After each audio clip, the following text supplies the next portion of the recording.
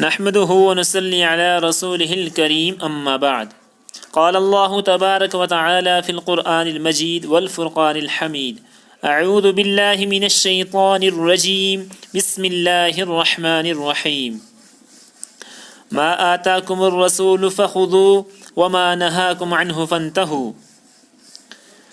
ناظرین کرام، درس حدیث کے تحت آج ہم پڑھیں گے حدیث نمبر 3، جس کا مضمون ہے قیامت کے دن کے لیے عرش کے سائے کا انتظام کیجیے۔ رسول اللہ صلی اللہ علیہ وسلم نے ارشاد فرمایا، قیامت کے دن اللہ تعالیٰ ارشاد فرمائیں گے کہ کہاں ہیں میرے وہ بندے جو میری عظمت و جلال کی وجہ سے آپس میں الفت و محبت رکھتے تھے، آج جب کہ میرے سائے کے سوا کوئی سایہ نہیں ہے، میں اپنے ان بندوں کو اپنے سائے میں جگہ دوں گا۔